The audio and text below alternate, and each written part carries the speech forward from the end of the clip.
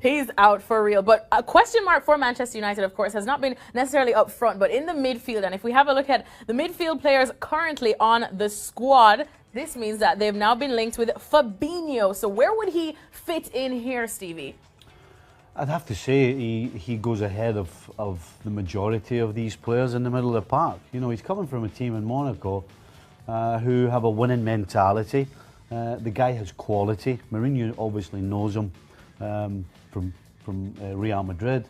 So for me, he walks into the side. I'm not quite sure, other than Paul Pogba, who's ahead of him. So I think this is a no-brainer again. You know, I think this guy's a great player.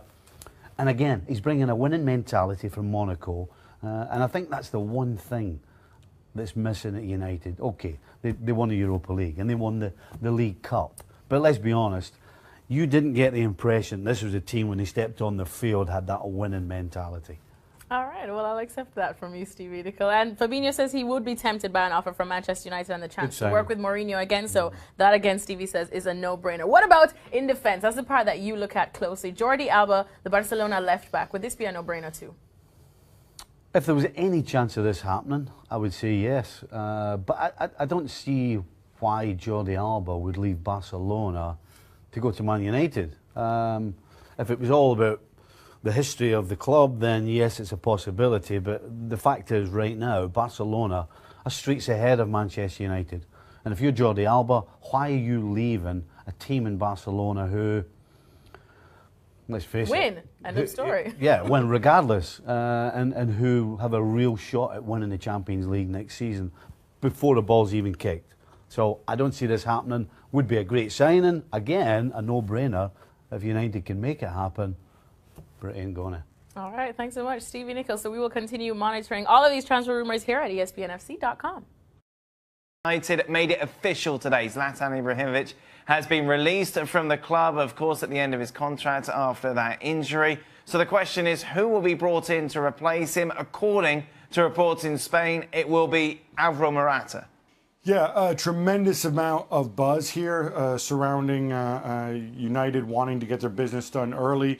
And certainly with Morata in Spain, they're saying this is just about a done deal, that he's going to be there on Monday. Not quite the same confirmations on this end here in England.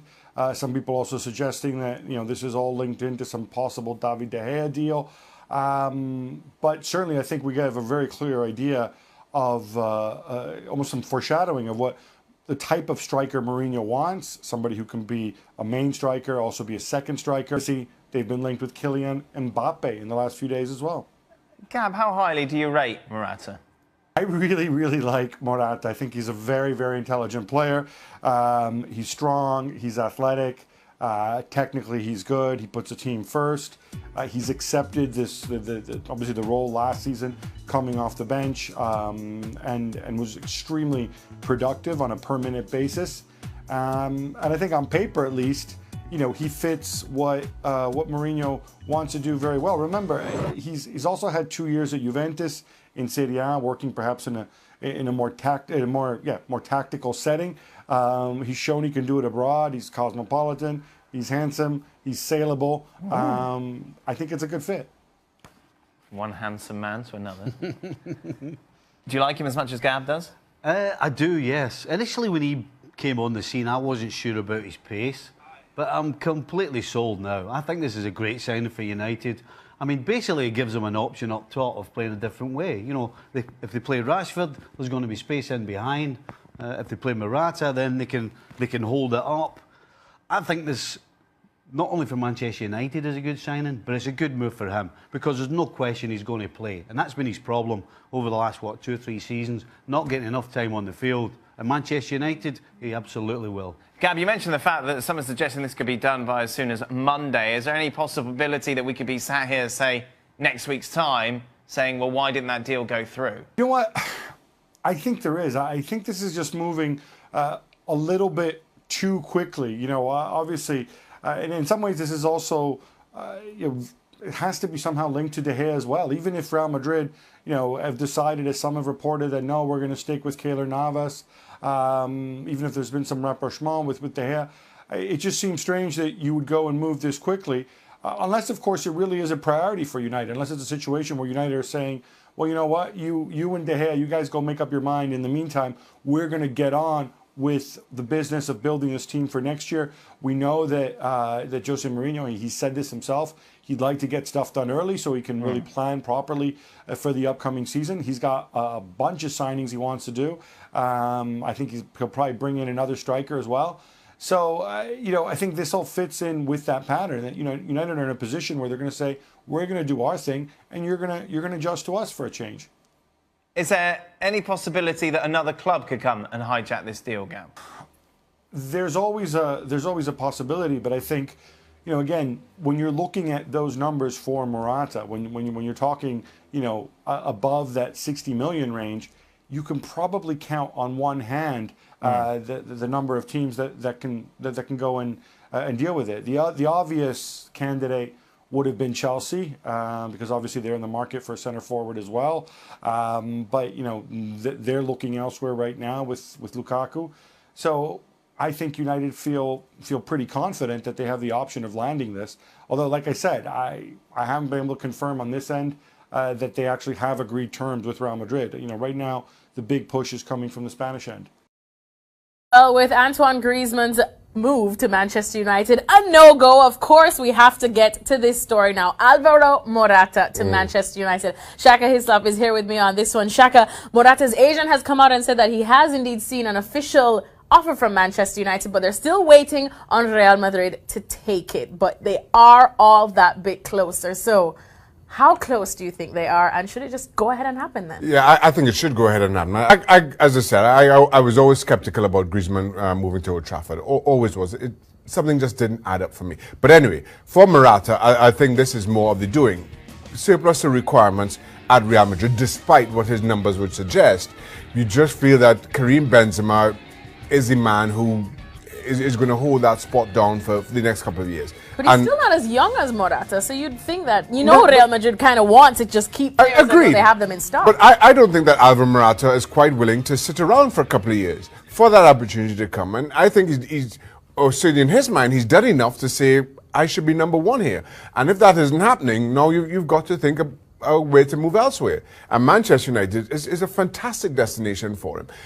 A big club in keeping with Real Madrid or Juventus as he was on loan, playing in the Champions League. You expect that if not this season, very soon, Manchester United will be again competing for domestic honours, if not European honours soon after. So it makes sense for the player to make this move right now. It makes sense for the club to have this happen sooner rather than later. Because again, for everything I said about Alvaro Morata, he'll be attractive to a number of big clubs across Europe. Manchester United get this done early, all the better for them. Because as this summer rolls on, more and more people will start whispering at Alvaro Morata and his representatives, and it becomes a more difficult sell or a more expensive sell for Manchester United. All right, thanks so much, Shaka Hislop. So Shaka says that Morata is a perfect fit for Manchester United, and they might want to wrap that deal up as soon as possible. Southampton have their new manager, Mauricio Pellegrino, not to be confused with Manuel Pellegrini, as many have been. Stevie Nicol is here with me for this one. So he, of course, former manager of Alaves, led them to the Copa del Rey final, where they lost only to Barcelona. So, Stevie, is this the right man for the job? I think in terms of the way that Pellegrino plays the game, the answer would have to be yes. Listen, we all know that Claude Puel did not get the sack because Southampton weren't successful, because in Southampton's terms they were. Got to a cup final, finished, what, 8th in the league. For most, that's success. But the fans weren't happy with the way they played, and it seems that the board weren't happy either. So this what do you see Pellegrino bringing? Well, he's an open attacking style of football, and that's what the fans want. You know, sometimes you've got to be careful what you wish for, because there's no way that Pellegrino comes in and doesn't open them up and there's a lot more flair, a lot more invention. Unfortunately, in the Premier League, when you open up, sometimes you can get caught and get yourself exposed. So I think it's a good appointment. I think the reasons behind it make it a good appointment. Again, though, it's all about results. Indeed, so time will tell exactly what results Southampton do indeed bring and exactly what they should be aiming for, because that has been a bit of a question of debate. But we will see. In the meantime, Mauricio Pellegrino is the new man to lead the Saints. Back, you take a look at Mario Balotelli's season at Nice, and it is a little bit like his career, a little bit of a roller coaster. Started well, it was a dip, wasn't it, between November and March, and then he rallied towards the end of the campaign, scoring those 5 goals in April and May. Julian, looking at his future, do Nice want to keep him? And does he want to stay? They want to keep him. They do. They didn't think it would be possible because he was on huge wages, €4.5 million a year. But it turns out that he wants to stay as well and is ready to take a little pay cut. Not a huge pay cut, but a little pay cut, which means that maybe Nice, or at least they're hopeful that he will stay another year. Lucien Favre, who had some disagreement through the season, especially over Balotelli's work rate, his movement off the ball especially, seems happy as well for Balotelli to stay. I think he had a very, very positive influence, funnily enough, in the dressing room and also on the pitch, especially on the younger player. Him and Dante have done a lot of very good work with the younger players at Nice, and I think it'd be a very positive thing as well for Ligue 1 to keep Balotelli for another season. Since we've spoken in depth about Mario Balotelli, but Stevie Nicol, we are doing it now. Antonio Cassano says he feels that Balotelli has found his level at Nice. So we know he had a 1-year contract, but he's been linked with a move to Roma, but he's also been linked with, taking a pay cut to stay at Nice. So is Nice finally the best place for him, and is it the best he can do? Well, it's certainly been the best place for him since, 2013? Up until then, he was an up-and-coming player. He was a guy we all spoke about. He seemed to have that X factor. But then all of a sudden, in the space of a couple of seasons, not only did he lose the plot on the field, but he lost the plot off the field. So going to Nice seems to have resurrected both sides of him, both on and off the field. The question is, because of that, is that the reason why he stays? He's doing well. Is he ever going to be what we thought he might be? I don't think so. But if I'm take him, a possible stay pay there. cut to stay there, because at some point, that's what I was saying. Mario Balotelli, and I'm pretty sure, regardless of what's happened, he still has confidence in himself. But he must be looking around and saying, "Hang on, Nice, is this really the best I can do now?"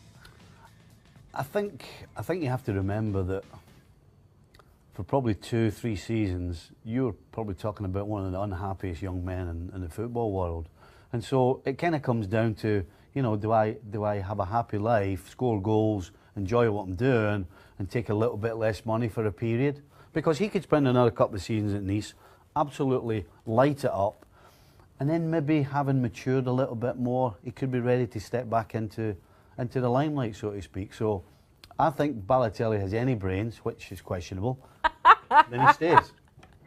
All right, Stevie, I agree with you on that one. So maybe he should just ride it out at Nice and see if anybody else decides to take a gamble on him, which is very questionable as well. In England, suggesting that Jose Mourinho is going to strip Wayne Rooney of the Manchester United captaincy, Paul Pogba, a possible candidate to come in and replace him. Meanwhile, it looks like he's going to stay, Rooney. But I felt like we spent the whole of last season talking about the fact that this was his last year at United and he was going to move on. Well, he's going to stay because as far as I'm aware, nobody's prepared to pay his wages. This is it, because he's on massive wages. It's not because Man United are particularly keen to keep him. I think Mourinho would get rid of him in a heartbeat. But he's got is it a year left in his contract or thereabouts, and they have to come to some sort of agreement, which I think that will happen. I think Mourinho will go to the board and say, come to an agreement so as he can leave and we can save some money. Is that the best situation for both sides, though? If you're Rooney, what do you do then? Listen, if you're Rooney and you want to keep playing, you have to go now. Right. Let's be honest, he's hardly kicked the ball last season. Yep. And if he stays at Man United another season, he's going to be in the same boat. So you're looking at 2 years, pretty much probably not going to be worse on their side 100%, aye. What's happened, Stevie? It's Wayne Rooney. He's just too old now. What's happened to him is what happens to everybody. Eventually you lose that extra yard, and then when you lose that, you lose a bit of confidence, and then everything starts to fall apart a little bit. Now, I'm not saying he's completely done, but if he wants to keep playing... where would he go, though, Stevie, where he would prove that he's not completely done? I think he has to. I think the MLS would be absolutely perfect for him. I don't think going to another Premier League side would make him look any better or any worse than he did when he was at Manchester United. Now, we saw David Villa come to MLS and